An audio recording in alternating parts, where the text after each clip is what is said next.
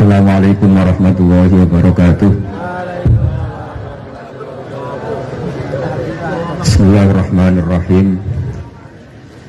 Tabarakalladzi nazzalal furqana ala 'abdihi liyakuna lil 'alamin nadhira. Allahumma shalli wa sallim ala sayyidina Maulana Muhammadin wa ala alihi washabbihi ajmain. Amma ba'du. Ingkang sangat kula hormati, sangat kula taatimaken Kiai Haji Mustafa Bisri sedanten keluarga, Kiai Haji Yahya dan semua keluarga besar Bani Mbah Bisri Mustafa. Yang sangat kula hormati Profesor Dr. Al-Habib Said Aqil Al-Munawwar. Beliau adalah profesor ahli hadis juga sekaligus ahli tafsir yang sangat kita hormati dan yang hadir kita hormati. Mari bersama-sama nikmati audisi ini. Jadi ini saya digambar Mbah Mus untuk audisi. Jadi saya lulus apa enggak ya tidak tahu. Tapi saya pastikan tadi kalau Profesor Said Aqil Al-Munawwar fasih membaca Al-Quran, saya akan menjadi kompetitornya, akan fasih memaknai tafsir Quran. Karena saya sudah tidak mungkin bersaing di suara. Orang tahu semua kalau suara saya itu jelek. Mungkin Allah mau bagi-bagi rezeki. Jadi kalau saya suaranya bagus, nanti tidak diundang jadi mufassir, diundang jadi penyanyi hadroh. Jadi sudah itu saya nikmati saja. Begini, saya dari awal itu sudah saya perkirakan. Jadi kalau nasib saya baik, itu kalau kalian tidak paham itu akan ngomong gini, wah ilmunya Gus Bak tinggi sehingga kita tidak paham. Itu kalau nasib sedang baik. Kalau nasib saya buruk, itu minim artikulatif sehingga menjelaskannya bulat, itu pasti nggak pinter orangnya, karena menerangkan saja tidak mudah apa difahami. Tapi kalau nasib sedang baik, sampainya nggak paham malah muji ilmu saya yang tinggi, padahal kadang nggak memahamkan, memang rumusnya itu salah sehingga bulat. Tapi insya Allah nasib saya malam ini baik. Begini, saya dulu pernah berdoa berkali-kali sama Allah Subhanahu Wa Taala bahwa saya ingin membaca Quran itu fase fil makna. Fase itu artinya jelas, runtutan logikanya jelas. Sehingga barokahnya fase itu logika Quran atau logika yang dibangun Quran itu menjadi benar-benar logika yang diterima siapa saja, termasuk diterima oleh orang kafir. Kita tahu Umar itu masuk Islam sebelum mondok apa enggak pernah mondok? Sebelum mondok, enggak pernah beliau ngaji tafsir.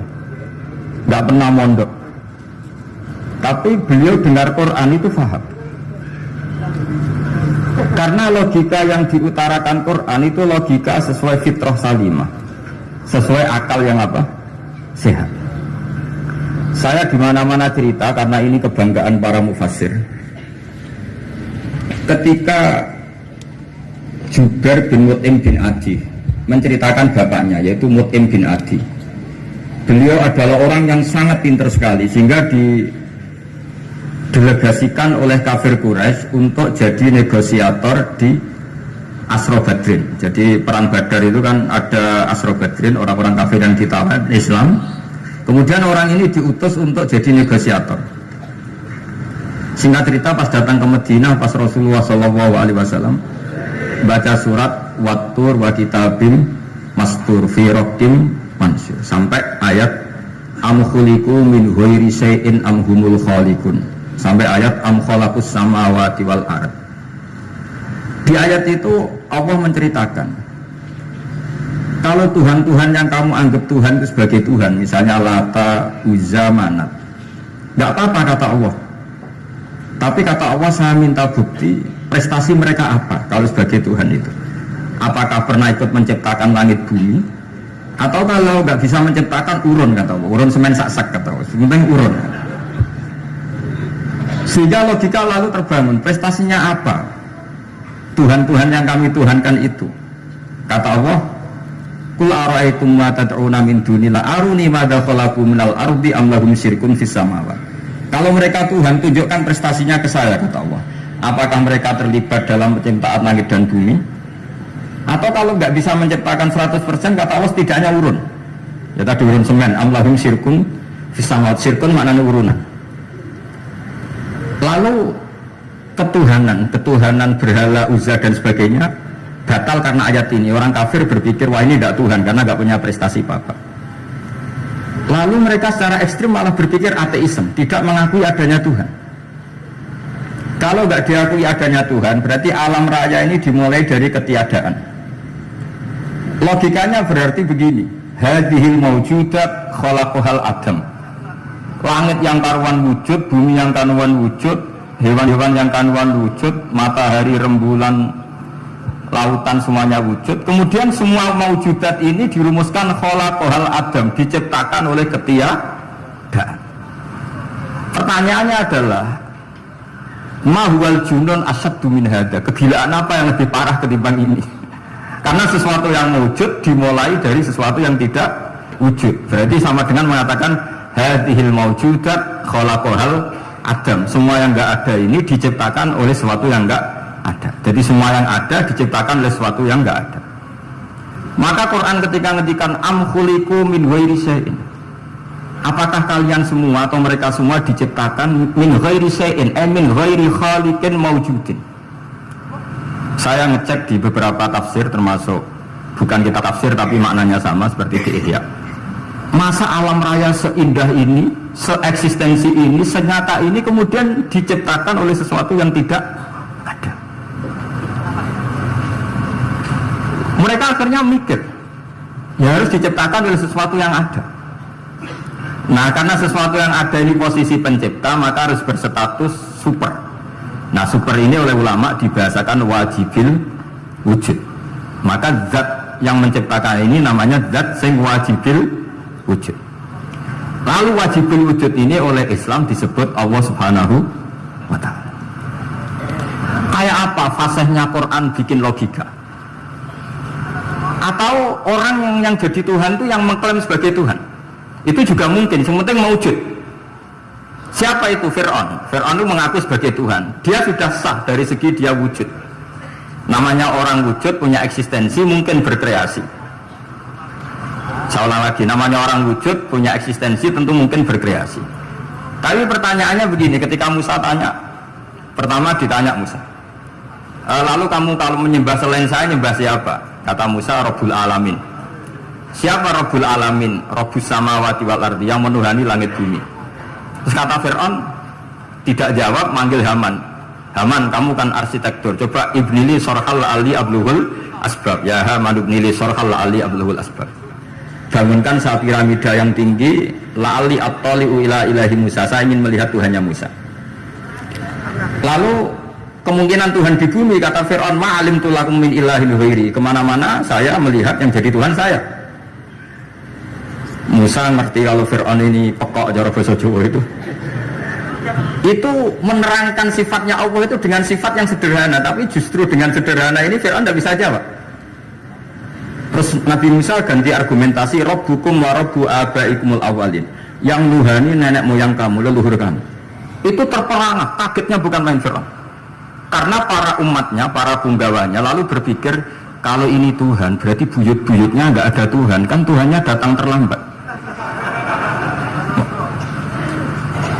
Makanya Pak Jokowi kalau dituduh PKI nggak terima. Saya ini lahir tahun berapa gitu, pas ada PKI itu masih 4 tahun, masa ada PKI balita. Ini enggak, ini ada Tuhan balita, Tuhan terlambat. Pertanyaannya adalah kalau Fir'aun itu Tuhan, lalu bapaknya, mbahnya, buyutnya Tuhannya siapa? Makanya ketika Allah disifati Nabi Musa, Rabbukum wa Rabbu abaikumul awalin, yang nuhani nenek moyang kamu, itu kagetnya bukan main. Dan semenjak itu banyak punggawa Fir'aun yang iman. Ini yang akhirnya nanti jadi waqala rajulun mu'minum min ali fir'auna yaktumu imana, atau yang menjadi ayat wajah rajulun min aqsal madinati yas'a. Kenapa mereka menjadi iman? Karena logika Fir'aun Tuhan itu gugur, runtuh bisori fil hujjah, dengan logika yang sangat transparan. Jadi ini perlu belajar tauhid. Jadi kalau sampean sudah kalah suara, jangan kalah logika. Kalau sudah kalah suara, kalah logika, jangan kalah tinggal mendengar saja kok tidak paham bangkune itu. Jadi ini sering saya utarakan, makanya banyak ulama mengatakan fasihu ibaratil Quran itu bukan sekedar notnya atau sajaknya kalau boleh dibilang saja, tapi karena runtutan cara berpikirnya. Maka kelihatan sekali di tema-tema Quran ketika nyifati Allah Rabbus samawati wal ardi tidak mengalahkan Fir'aun, justru dengan sifat yang ringan Rabbukum wa Rabbu abaikumul awalin bisa mengalahkan Fir'aun. Nah, kenapa sekarang orang tidak fasih baca Quran? Karena tadi perangkat itu tidak cukup. Saya berkali-kali matur, juga sering matur Mbah Mus. Saya itu masih belajar Al-Ibris, Mbah Misbah, Marbawi, semua khazanah tafsir, baik yang bahasa Jawa, bahasa Melayu itu masih saya pelajari. Termasuk saya pelajari lughatnya. Mulai lughat yang setengah benar sampai macam-macam lah. Saya tadi matur sama Profesor Said Aqil Al-Munawwar. Memang bacanya harus urut Said Aqil Al-Munawwar. Karena sekali salah Said Aqil Sirat. Sebenarnya nggak apa-apa, ini sama-sama orang alim. Cuma tidak tahu nasib di publik ini, nggak tahu saya ya, macam-macam lah gitu. Namanya orang banyak, nggak usah dijelaskan. Tapi semuanya baik. Saya pernah ketemu Pak Said Aqil Sirat itu bilang gini, Gus, orang jadi wali itu sebabnya dua. Mungkin kalau kayak jenengan banyak pecintanya, yang doakan banyak. Kalau saya banyak yang benci, wah itu ngirangi dosa gitu. Batin gue dasar orang alim bener wah. Jadi beliau nikmati memang itu. Karena babanya beliau itu sama dengan baba saya yang dari keluarga Kudus. Buyut saya itu kakaknya buyutnya Pak Said Aqil. Jadi makanya jangan pernah benci orang alim. Orang alim bulet atau kayak opo itu masih aja punya alasan. Saya itu dengar Kiai Bisri, cerita Kiai Bisri itu tidak ada yang serius. Dulu ketika ada polemik haji yang mu'alim, itu orang kumpul semua di sini. Kata Kiai Bisri, sudah nunggu Mbah Fadl. Mbah Fadl sudah di rumah. Ngiranya orang itu ya Mbah Fadl rawuh dileteh. Setelah lama Mbah Fadl tidak datang. Loh Kiai Bisri, Mbah Fadl tidak datang. Lah ya di rumah. Lah mana aku datang? Ya di rumahnya sendiri. Karena beliau nggak pernah bilang di rumahnya. Orang saja yang kepikiran kalau itu rumah leteh. Itu mirip seperti guyonannya Rasulullah SAW. Nabi itu kalau guyon itu tidak pernah bohong. Makanya di Liba itu disebut wayam zahu walayakul ilahakon. Nabi itu ya guyon, tapi tidak pernah bohong. Yang bohong kan khayal kamu. Masyhur itu ada orang sepuh sowan Nabi. Di kitab saya itu perempuan, tapi di beberapa kitab lelaki. Saya tidak tahu pastinya berapa. Biasanya ahli hadis mentahmilkan taat dudul kisoten atau taat dudul wakiaten. Oke, kita bayangkan itu perempuan. Ya Rasulullah, saya ini tergesa-gesa, nanti takut kemalaman. Ini orang sepuh. Jadi jangan kamu bayangkan Nabi Suwani wong ayun nanti jadi hop. Orang sepuh. Oh di sini aja, ada usah tergesa-gesa pulang, kata Rasulullah. Lah nanti gimana, saya jalan kaki ya Rasulullah sampai kampung saya itu nanti malam. Kata Nabi, la ahmilan naki alab nidnaqah. Santai saja, nanti tak pinjemin anaknya unta. Kata perempuan tadi, ma fa'altu bibninaqah. Apa yang bisa saya lakukan dengan anaknya unta? Sudah, tenang saja, kata Nabi. Setelah mau pulang, disiapkan unta, ya unta tua, unta layak dinaikin. Ya Rasulullah, ini kok unta tua? Katanya anaknya unta. Nabi dengan santai, oh masih tua ya anak unta, katanya. Jadi itu menafsirkan anaknya unta cilik itu kan pikiran yang kamu kan. Sebetulnya anak unta itu ya tua pun anak unta. Maka saya itu yang termasuk bangga. Nasib saya nanti insya Allah kayak Gus Mus, kayak Gus Dur, sampai tua dipanggil Gus. Tapi saya niatnya lebih buruk supaya nanti kalau saya salah pantas ngijek Gus. Tapi dalam kompetisi kadang Gus itu kalah. Itu dulu di Pondok Sarang tuh kalau ke WC itu antri. Itu yang di WC didodok supaya cepat keluar. Ayo cepat keluar, saya Gus. Dikira teror Gus itu yang di WC menjadi takut. Yang dalam WC gak kalah, saya malah kiai. Iya. Jadi memang kacau, kalau sudah logika itu kacau. Tapi di Ihya kitab yang populer dikaji di pesantren, itu ada babnya.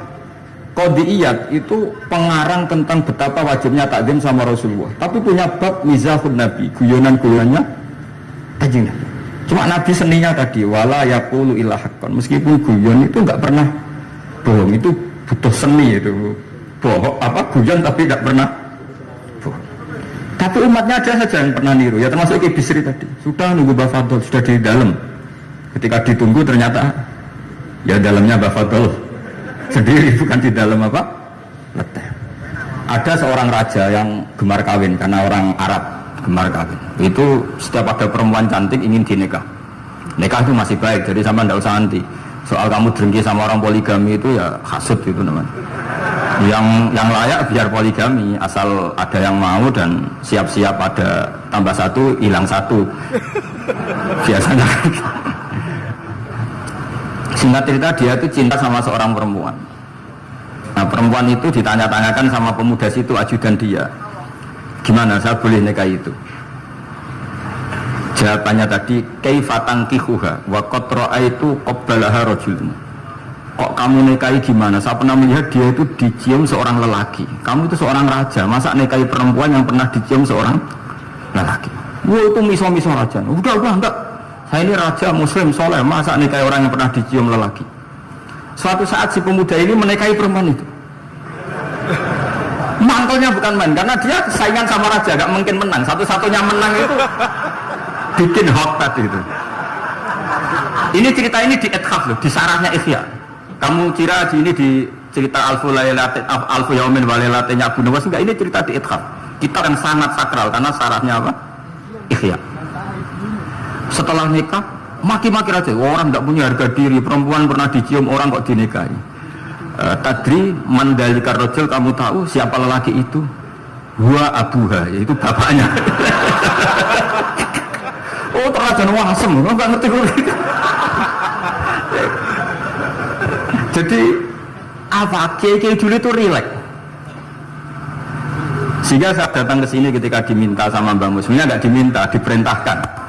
Karena pasti pakai agak-agak otoriter gitu, karena di atas kita, jauh di atas kita. Mbah Mun guru saya aja manggil beliau Lek. Karena kita tahu Mbah Mus punya ibunya itu binti Khalil Harun. Mbah Khalil itu, saya punya manakibnya banyak tentang Mbah Khalil Harun. Jadi beliau itu adiknya Umar Harun. Mbah Umar Harun itu dulu alim-alimnya Kiai Sarang, setelah Mbah Ghazali itu Mbah Umar Harun. Termasuk Mbah Khalil Harun yang ngaji sama kakaknya Umar Harun. Setelah beliau alim alama, singkat cerita setelah menyelesaikan pendidikan, pindah ke Kasingan itu dibawain santri oleh kakaknya, namanya Umar Harun. Nah Mbah Harun itu punya istri namanya Mbah Sinto, itu saudaranya Mbah Ghazali. Makanya Mbah Mun manggil Mbah Mus itu Lek, karena Mbah Mun ke Mbah Ghazali itu Mbah Mun Nyai Mahmudah binti Ahmad. Ahmad ini bin Su'eb. Su'eb ini juga menantunya Mbah Ghazali. Terus Mbah Ghazali, berarti Mbah Mun dari Mbah Ghazali generasi kelima. Kalau Mbah Mus kira-kira ya Mbah Mus, Nyai Bisri, Mbah Khalil. Nah Nyai Sinto ini sudah saudaranya apa? Mbah Ghazali. Berarti Mbah Mun dengan Gus Mus itu kalah satu tokoh di urutan nasab, makanya manggil apa? Lih. Tapi Mbah Mus orang baik, tidak pernah manfaatkan itu. Yang sering manfaatkan Mbah Nawawi itu. Karena pernah sepuh itu, wah, sembrono kalau sama saya itu. Saya di mana-mana itu digosipkan murid beliau. Ya saya pas saja, itu satu-satunya harga diri Mbah Nawawi ya saya. Saya ikhlasnya, jadi karena memang saya manggil beliau juga memang pernah nyembah. Buyut saya kandung itu namanya Maimunah, itu mbaknya Mbak Dewi. Jadi saya ini juga Bani Lasem. Buyut saya kandung namanya Maimunah, istrinya Mbah Umar bin Arabi. Melahirkan mbah saya sampai ibu saya sampai saya. Saya teruskan. Jadi cobalah Quran itu dibaca secara fasih. Kalau ingin baca fasih caranya gimana? Kamu harus belajar balaghah, belajar lisanul Arab, belajar mantek, belajar logika. Nah, kalau logika itu tidak sampai, cari muhalnya. Ini fatwanya Said Robdon Al-Buti, juga fatwanya semua ulama usul fikih. Saya ulang lagi ya, kalau logika kamu nggak paham, cari sisi muhalnya. Saya ulang lagi, cari sisi muhalnya. Misalnya kamu angan-angan tentang Allah nggak tuh. Sedurunge Allah itu sopo ya. Misalnya kamu angan-angan gitu. Sama agama tentu itu dilarang, tapi orang filsafat tetap saja nyari itu. Lalu hentikan pencarian itu, yaitu tadi katakan saja hadhil maujudat yastakhilu ayyakhluqahal adam. Sesuatu yang maujud tentu nggak mungkin disebabkan oleh sesuatu yang tidak ada. Fa innal adama la yu'athiru aslan wa la yakhluqu aslan. Namanya sesuatu yang nggak ada pasti tidak berstatus pencipta. Namanya saja nggak ada. Akhirnya la budda min ayyasbiqu hadzal alam maujudun. Maka alam ini harus didahului sesuatu yang maujud. Lah maujud ini yang oleh Islam disebut Allah Subhanahu wa taala. Sudah selesai di sini. Tinggal delok TV, tinggal ngopi, turu sampai setannya setruk karena nunggu mau bikin was-was itu lagi. Loh, saya itu termasuk kiai paling sering lihat sinetron. Kadang ya lihat Mak Lampir itu sering sekali. Sampai istri saya itu protes, Gus, dengan kata orang banyak orang alim kok senengan itu Mak Lampir. Karena setan mau menggoda saya tentang berpikir Allah. Jadi dia ngenteni. Kok malah mikir Mak Lampir gitu. Setelah lihat Mak Lampir biasanya saya itu lapar, terus makan. Habis makan tidur. Setannya masih nunggu mau was-was. Ternyata saya habis bangun ngopi lagi. Kadang lihat berita orang ditangkap KPK macam-macam.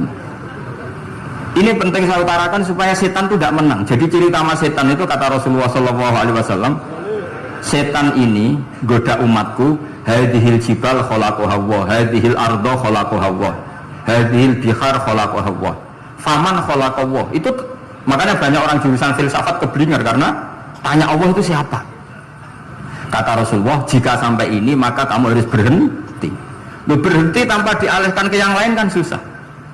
Tinggal aja lihat dulu sinetron. Ya paling gampang ya Mak Lampir, kan ada takut-takutnya sedikit gitu. Karena kalau lihat sinetron anak-anak milenial itu kalau ada artis cantik sampai nangis. Karena istri kamu tidak seperti itu. Jadi ini trik ya. Trik supaya melihat TV tapi tidak nyesal. Makanya saya milihnya Anggreng Darmo, Mak Lampir. Ya saya nggak mikir maknanya, butuhnya setan bin mangkol itu aja. Karena ngenteni saya mikir itu, ternyata tidak mikir itu lagi. Jadi makom saya itu beda, sama-sama lihat sinetron. Mungkin saya jadi wali karena lihat sinetron. Mungkin ya. Makanya banyak wali itu nggak bisa diduga. Banyak orang jadi wali itu justru karena makan, justru karena melakukan hal-hal yang cara orang banyak itu salah. Itu Abu Yazid Al-Bustami itu pernah tanya sama Allah. Kamu nggak usah bayangkan caranya tanya gimana. Enggak wali ya enggak tok. Sudah ada usah tanya itu. Tanya gini, ya Allah, orang sesregep saya dalam ibadah sedekat ini sama jenengan. Lalu saingan saya dekat jenengan masuk surga itu siapa? Sama Allah ditunjukkan orang yang tidur. Itu tidur yang ya teman kamu yang tidur di kamar. Nggak terima Bu ya, ini gimana kok bisa setingkat saya orang tidak tidur gitu. Yang saya ibadah terus istighfar terus. Tapi jawabannya Allah nih.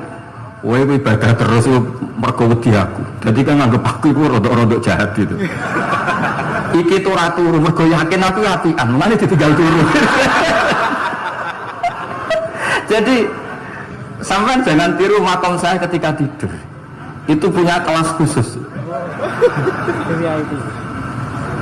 Tapi jangan tiru, ini cerita saja, sampean tidak harus niru. Karena sampean kalau niru itu harus ada Abu Yazidnya. Abu Yazid sudah nggak ada. Tapi itu ilmu. Ilmu yang cocok tidak cocok harus kita kaji. Saya tadi jagungan sama beliau, sama Profesor Said Akil Al-Munawar. Beliau cerita sebetulnya sekolahan saya itu tentang usul fikih, tapi terkenal saya Profesor Tafsir. Tapi saya suka ilmu usul fikih, meskipun korbannya ya banyak. Biasanya orang jadi liberal gara-gara ya usul fikih. Sebenarnya nggak perlu dipikir lah, itu macam-macam lah.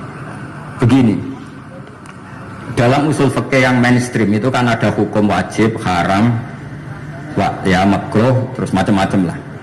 Termasuk ada mubah. Mubah itu boleh dilakukan, boleh ditinggalkan. Dalam ilmu usul fikih sebetulnya definisi mubah boleh dilakukan, boleh ditinggalkan itu salah. Karena begini, setiap Anda melakukan sesuatu yang mubah, pasti di saat itu meninggalkan sesuatu yang haram. Saya ulang lagi ya. Ithma min mubahin illa wa yatahaqqaqu bihi tarku haramin ma. Semua teks di lebih usul seperti itu. Memang saya hafalkan karena ini cara saya jadi wali yang mudah murah. Isma min mubahin illa wa yatahaqqaqu bihi tarku haramin ma. Fa yatahaqqaqu bisukun tarkul qatli wa bisukut tarkul qadzaf. Terus beliau membuat sekian contoh. Hukum mubah itu kata ulama yang lain kan boleh dilakukan, boleh ditinggal. Itu tidak benar. Mubah itu ya wajib.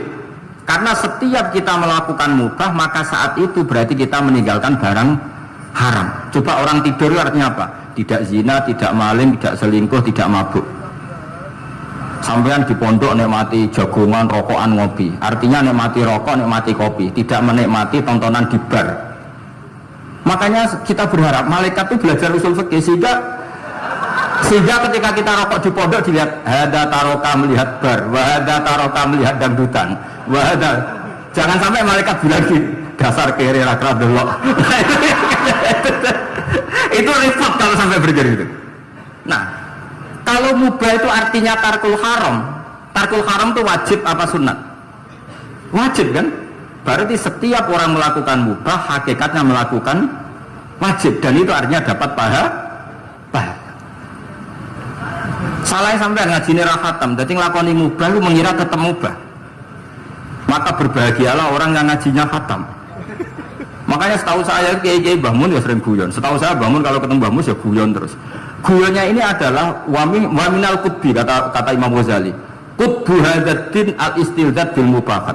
Poros agama ini pada akhirnya adalah nikmati sesuatu yang dibolehkan Allah Subhanahu. Orang itu kalau fasik, mau makan siang aja kalau nggak ditemani perempuan cantik nggak bisa makan. Mau jalan-jalan kalau nggak ditemani perempuan cantik nggak bisa jalan-jalan. Kalau kiai-kiai itu enggak. Gojlok-gojlokan gue seneng ira karuan. Dulu terkenalnya Kiai Bisri, Kiai diundang katanya mau ada menteri. Ternyata menterinya ya beliau tidak masak antok di sini. Karena mananya menteri itu pembantu presiden. Semua kita adalah bantu presiden terlaksananya kedamaian itu. Loh iya kan? Saya berkali-kali ngomong di mana-mana. Apa artinya menteri pertanian kalau kita tidak nanam padi? Mbok pinternya kayak apa tetap nggak ada ketahanan pangan. Sekarang menjadi ketahanan pangan itu rumusnya menteri apa karena petani mau nanam padi? Itu hakikatnya membantu presiden dalam ketahanan pangan. Cuma petani lebih keren karena tidak butuh digaji. Kalau menteri ya keren tapi kurang keren karena masih dapat apa? Gaji. Agak tunggalin lah nak mikir untuk gaji. Nah petani enggak mikir, nggak dapat gaji. Itu keren.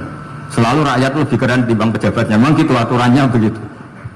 Aturannya begitu. Kamu saja yang kurang syukur. Jadi rakyat tuh geremeng, enak jadi menteri. Ya sudah itu hak kamu, tapi saya tidak berpikir seperti itu. Maka saya ulang lagi ya. Kenapa saya ngomong seperti ini? Supaya tadi saya sudah bilang, saya sudah nggak menang dalam suara, harus menang dalam logika. Karena ini audisi, ini audisi. Di kabar Mbah Mus, nanti yang menang siapa tidak tahu saya. Tadi Pak Muat, sekarang saya, kemarin Gus Zofur nggak tahu saya. Nanti masuk nominasi apa nggak tahu ya. Begini. Kalau artinya fi'lul mubah itu tarkul haram, saya ulang lagi. Kalau fi'lul mubah itu artinya tarkul, maka mubah ini spesialnya. Sehingga Allah kadang ngendikan sederhana sekali. Wa min ayatihi manamukum bil-laili wan nahar. Termasuk ayatnya Allah adalah kamu ditakdir tidur malam hari maupun siang hari. Kalau kamu nggak malam hari, subuh hari, pagi hari, siang hari. Kenapa dihitung wa min ayatihi? Sekarang kalau ada pakar medis, pakar kesehatan bilang ini kalau kurang istirahat mati, kalau kurang istirahat jantungan. Berarti tidur adalah menghilangkan penyakit jantung. Obat paling mandi dengan orang rutin tidurnya itu masih mandi orang rutin tidurnya. Kamu beli obat harganya 1 miliar tapi nggak pernah tidur 3 hari, tetap taqabbalallahu minna minkum taqabbal ya karim. Maka yang penting itu obatnya apa tidurnya? Tidurnya yang dibantu obat. Tapi kalau obat tok gak dibantu tidur masih sakit. Berarti penting mana tidur sama obat? Karena penting tidur wa min ayatihi. Orang kayak sampean sering delok YouTube, delok gambar macam-macam. Barokah mana dengan tidur? Wong nak melek mripate delok macam-macam. Barokah tidur. Jadi tidur adalah perlawanan terhadap keinginan melakukan haraman. Ya saya ulang lagi, tidur itu adalah perlawanan terhadap keinginan melakukan keharaman. Jadi kalau mau tidur nyata gini, ya Allah siap tidak berangan-angan tentang maksiat terus tidur. Oh itu wa min ayatihi. Jangan kok gak ada duit terus ngombe sing akeh ben iso ngantuk. Wah ini tidur yang untuk melawan kemiskinan. Supaya lupa utangnya tidur, lupa kasusnya, itu tidak akan jadi wali yang seperti itu. Kalau jadi wali tak gugat itu.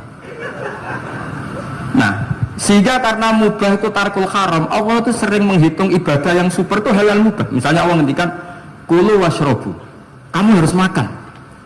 Sekarang gini, jaga kesehatan itu wajib tidak? Wajib.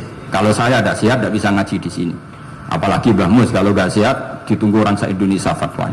Dan di antara cara sehat kamu harus makan. Kalau nggak makan sakit. Lalu makan dengan posisi menyehatkan orang yang bisa fatwa, bisa mulang, bisa macam-macam. Posisi ini super apa tidak super? Super.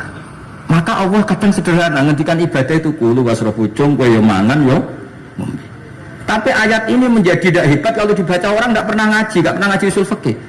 Pangeran piye toh? Terima ngongkon mangan kowe dikongkokno kulu wis ora usah ngomong ya wis mangan. Rusak Quran kena makna niku rusak.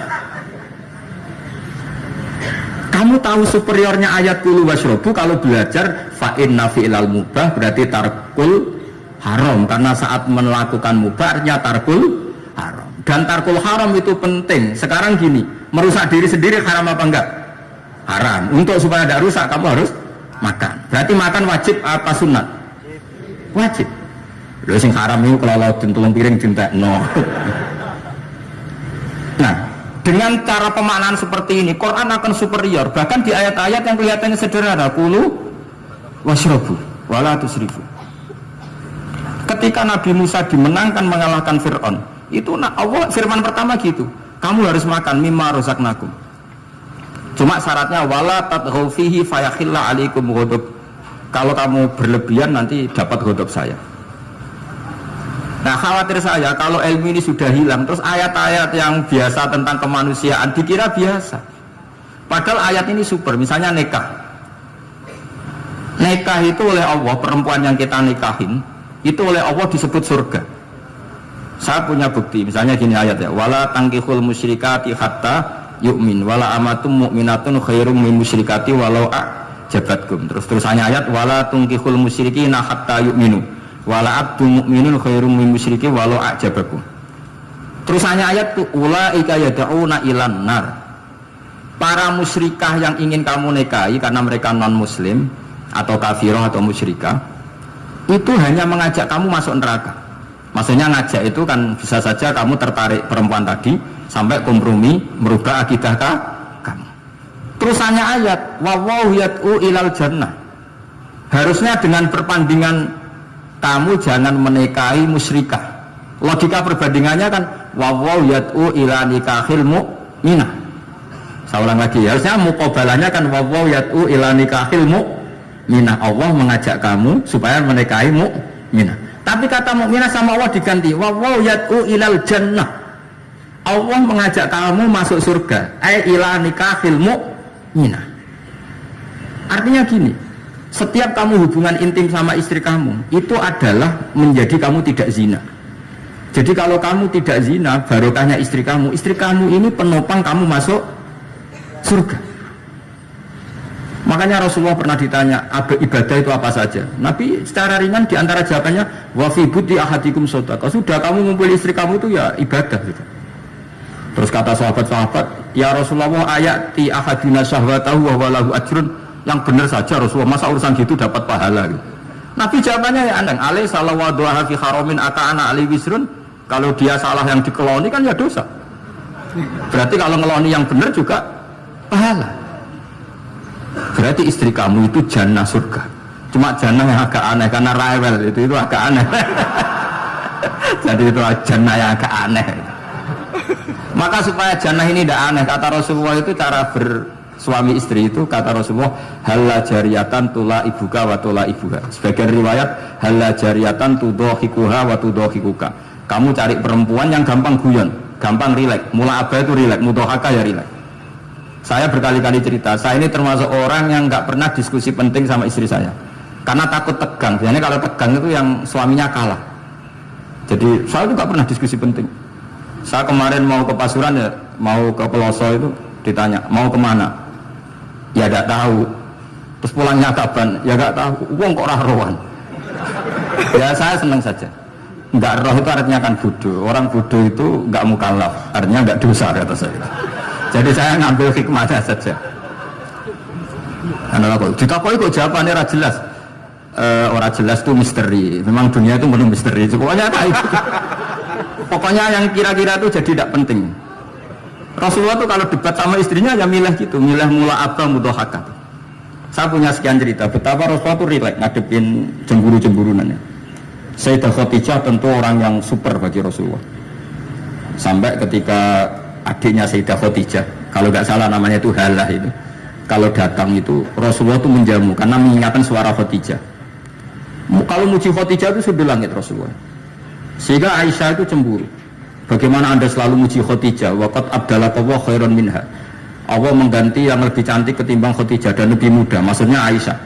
Kenapa masih muji yang sudah meninggal? Tua lagi kan? Gantian Sayyidah Fatimah yang tersinggung karena ibunya ditua-tuakan.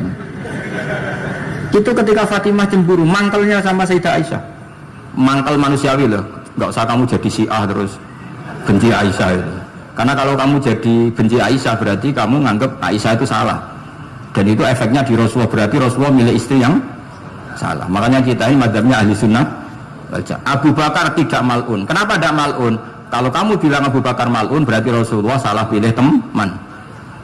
Umar tidak mal'un karena Rasulullah pasti milih teman yang benar. Begitu juga milih istri yang benar. Dalilnya tidak usah jauh-jauh. At-thayyibatu lit-thayyibin. At-yabut thayyib tentu Rasulullah. Berarti istrinya pasti thayyibah. Jadi madzhab Ahlussunnah dalam madzhab sing jelas-jelas min baini farsi wa damil labanan khalisan sa'iwal lisyaribin. Jadi kalau kamu cari logika gampang saja. Nabi itu thayyib, bahkan at-yabut thayyib. Padahal kata Allah at-thayyibatu lit-thayyibin. Ya jelas ya. Jadi ini tidak usah dimasukkan hati tentang konfliknya Aisyah dan Fatimah, itu biasa saja. Yang satu bela ibunya, yang satu bela dirinya. Sebenarnya Aisyah itu nggak niat ngiritik Khadijah, ingin diperhatikan Rasulullah saja.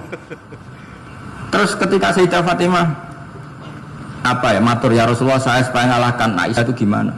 Karena ibu saya sudah meninggal, ya memang cantik dia, muda dia. Dan tahu betul orang kalau Nabi itu sangat mencintai Aisyah. Kata Rasulullah, bilang gini saja, tetap hebat ibu saya. Karena ibu saya dapat Rasulullah rondo untuk Joko. Kowe ayu kaya apa, iku untuk Dudo. Jadi rileks saja Rasulullah. Akhirnya, ya semenjak itu nggak ngeritik lagi. Ya ini kalau ngeritik. Khadijah itu kan sudah umur 40 tahun. Janda dapat Joko. Aisyah perawan untuk Dudo. Keren mana? Keren Khadijah. Jadi tidak semua masalah itu Nabi itu menyelesaikan cara ekstrim. Nabi itu biasa mula'abah, santai rileks. Nah kalau para mbak-mbak ini ingin jadi surga yang nggak aneh, syaratnya jangan rewel, karena di surga itu nggak boleh ada orang rewel. Tapi kalau nggak rewel sementara suami kamu nggak bener, ini namanya goblok. Maka kata Mbak Mun kalau ngijazahi santri-santrinya, cung bujum kudu rewel, cung gak ngono fakir ya kata Mbak Mun. Tapi santri yang di belakang gremeng, iya bah nak fakir, nak jantungan mati. Makanya sering itu. Jadi di antara ulumil Quran itu ada istilah maudhi'ul mutmar mengganti maudhi'ud dhamir, atau maudhi'ul lafzi menggantikan lafdan akhar. Itu memang agak jadi ilmu tafsir, tapi bagi pelakunya itu menjadi gampang. Ya tadi, ketika Allah melarang nikah hal musyrikah, saya ulang lagi. Ketika Allah melarang nikah hal musyrikah, normalnya perbandingannya kan wawaw yad'u ila nikahil mu'minah. Tapi sama Allah digenti, wawaw yad'u ilal jannah. Itu menunjukkan bahwa nikahul mu'minah adalah al jannah. Karena kamu hubungan intim ya ibadah, diwawuk kowe sabar ya ibadah, nafaqah ya ibadah, neng-nengan kejahatan senjata juga ibadah. Seru bang, neng-nengan itu seru. Karena memang diantara sistem tubuh kita itu butuh masa-masa jeda. Itu mari cerdas. Karena tubuh kita ini tidak hanya butuh seneng, tapi juga butuh susah. Susah itu melahirkan kearifan. Jajal bojomu tahu minggat, mesti kearifan kamu meningkat. Jadi minggat itu ya penting. Lu nikmati saja. Loh, ini saya nggak ngajari keburukan. Memang seperti itu. Nah saya berharap ilmu usul fikih ini tidak boleh hilang. Karena dengan ilmu usul fikih kita tahu mubah adalah tarkul haram dan tarkul haram adalah wajib. Maka Allah sering sekali membicarakan sesuatu yang mubah itu superior. Kayak tadi wa min ayatihi manamukum billaili wan nahar. Termasuk ayatnya Allah adalah kamu itu tidur. Cara berpikir tadi, kalau saya tidak tidur sakit, kalau sakit habis biaya banyak. Sementara tidur hanya butuh seperti ini. Betapa baiknya Allah dengan tidur bisa menjaga kesehatan yang kalau tidak dijaga berbiaya tinggi. Berarti dan naumul ibadah. Terus ulama bilang tidur itu ibadah kalau niatnya litaqawi alal ibadah. Tapi nak waya belajar turu lah itu semua masalah. Tapi tentu ilmu itu ada pembanding. Sekarang ketika kamu tidur itu tarkul wajib apa tarkul haram, lah itu masalahnya. Seringnya kamu itu tarkul wajib. Waya mulang turu, waya ngantor wong kerja turu. Lah itu tarkul haram atau tarkul wajib? Tarkul wajib. Kalau tarkul wajib berarti status tidur kamu haram. Mesti pinter ini sudah maju ini sudah maju. Jadi saya belajar usul fikih lagi-lagi karena untuk menjadi mufassir itu harus menguasai balaghah, menguasai usul fikih, menguasai lisanul arabi. Nah, lisanul arabi yang sering saya contohkan berkali-kali. Saya punya kitab namanya Ar-Risalah. Orisinil karangannya Imam Syafi'i. Saya baca beberapa kali khatam. Juga saya beberapa kali bacakan santri. Itu kalau memaknai Quran secara lisanul arabi itu gampang sekali. Ketika Imam Syafi'i mengatakan kamu boleh tayamum ketika bepergian dan saat bepergian itu tidak menemukan air, syaratnya kamu tolabul ma', cari-cari dulu. Ketika ditanya sama ashabus Syafi'i, kenapa harus cari-cari dulu? Jawabannya enteng. Li'anna Allah ta'ala yaqul falam tajidu ma'an wala yuqalu liman lam yatlub lam yajid. Karena Allah ngendikan kemudian kamu tidak menemukan air. Di mana-mana tidak menemukan setelah mencari. Kalau belum mencari namanya tidak tahu. Jadi dari kata falam tajidumaan kemudian kamu tidak menemukan. Tidak menemukan berarti apa? Setelah mencari.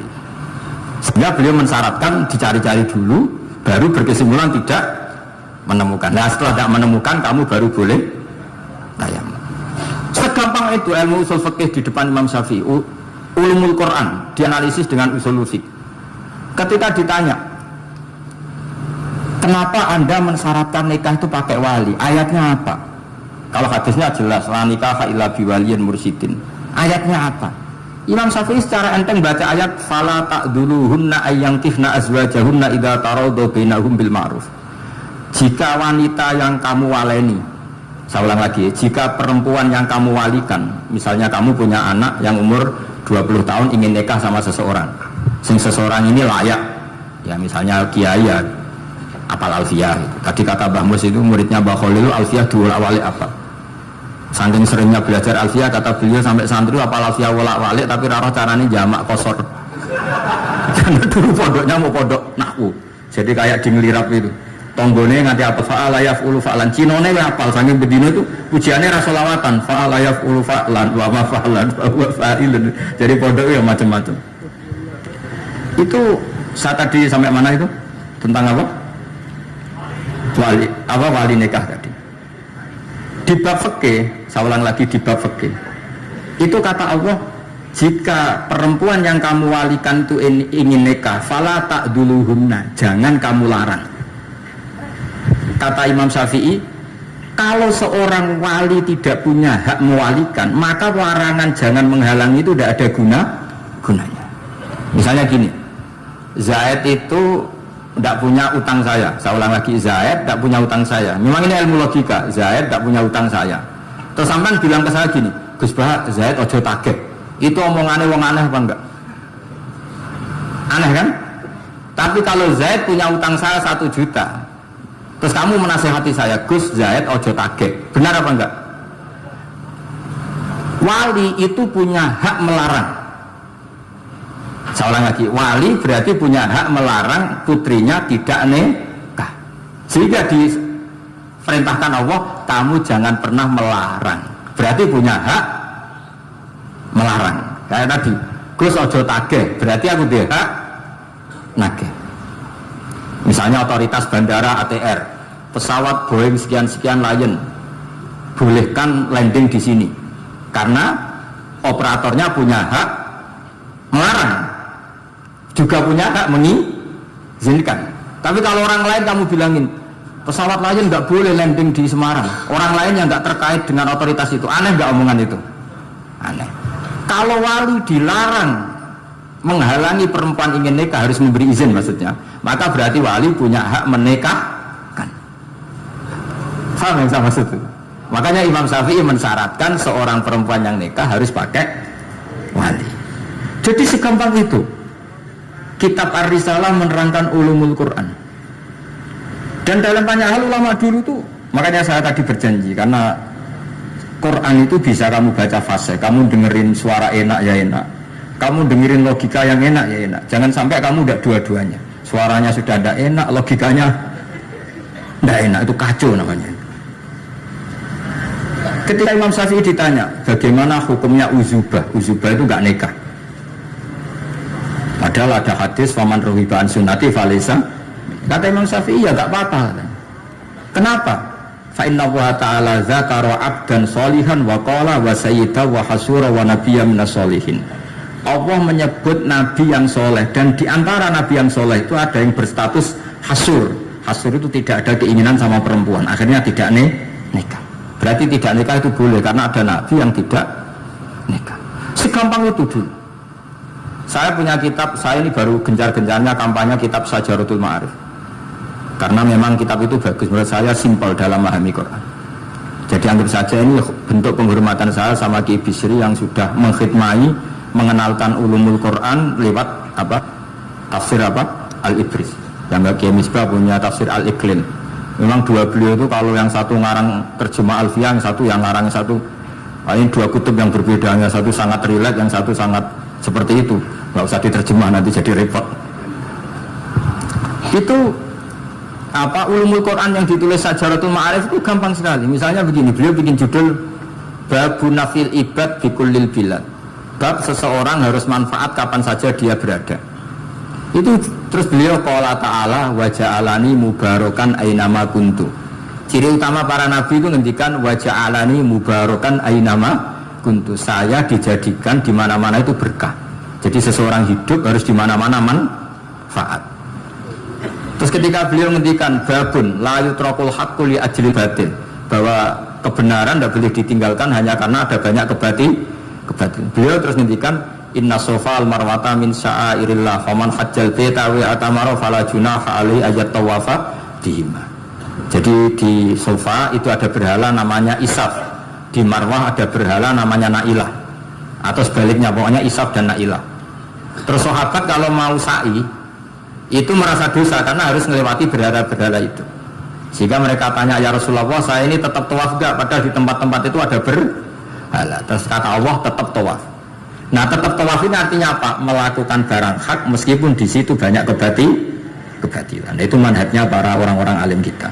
Mbah Mus itu ya berkawan sama orang yang macam-macam.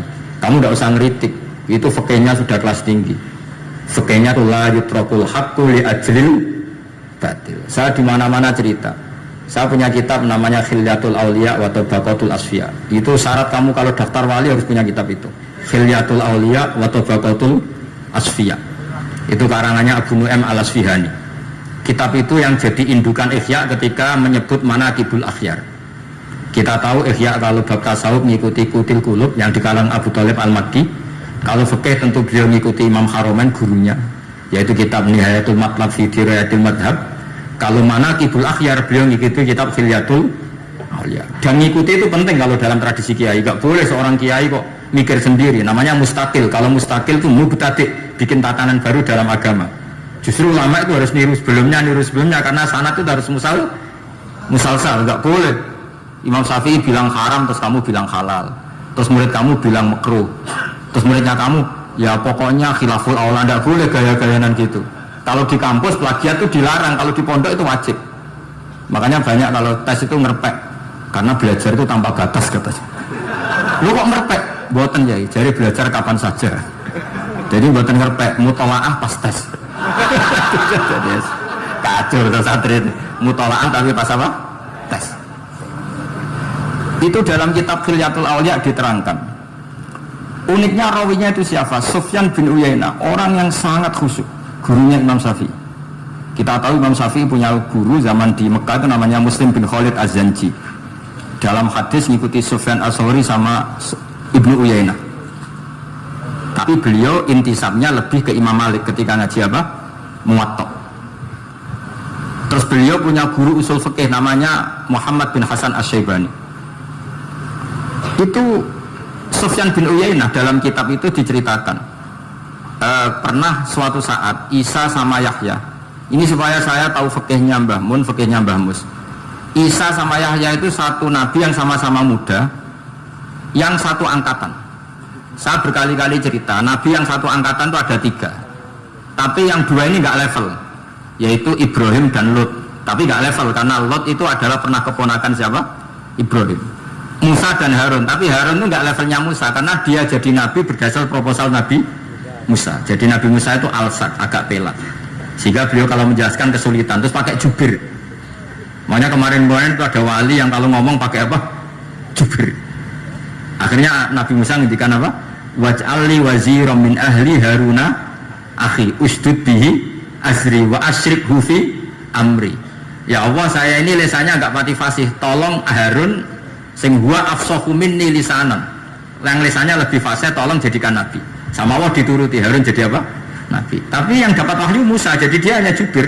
Makanya seangkatan tapi tidak level. Yang seangkatan level itu hanya Yahya dan Isa. Nabi Isa kita tahu berstatus wa yukallimun nasa fil mahdi wa kahla. Jadi mulai kecil sudah pintar. Nabi Yahya ya enggak kalah keren. Ya Yahya khudil kitab bi quwwah wa atainal hukma sabiyah. Ketika kecil sudah pintar. Jadi ini rivalitas dalam ilmu. Makanya khilaf itu penting. Jangan gontok-gontokan berarti enggak tahu ngaji. Khilaf itu penting. Nabi Yahya itu kalau jalan-jalan sampai Nabi Isa, itu yang Nabi Yahya mesti tanya, aina khiyarun nas, rumahnya orang baik mana? Saya mau nginep di situ. Mesti tanya gitu kalau di satu perkampungan yang beliau-beliau sedang jalan-jalan. Tapi kalau Nabi Isa tanyanya aneh, aina syirarun nas, wong sing elek-elek manggoni nang ndi? Akhirnya ini kan terjadi debat, tapi karena sama nabinya ya tidak debat kusir terus kubu-kubunan kosong berapa sama kosong berapa, enggak, ini sama ya sama-sama kosong-kosong, sama-sama orang ikhlas itu kosong-kosong. Selama terus debat kecil. Kenapa kamu tanya aina khiyarun nas? Mana orang-orang baik? Jawabnya Nabi Yahya, ya kumpul orang baik itu enak, nyaman, teduh, enak lah. Nah kamu kenapa kau tanya mau nginep di aina syirarun nas? Ana nabiyun, ana tobibun, udawil mardo. Saya ini dokter, nabi itu dokter. Di mana-mana dokter menunjukkan yang sakit. Kalau Anda peneliti penyakit, cari daerah yang banyak endemik penyakit apa yang daerah sehat?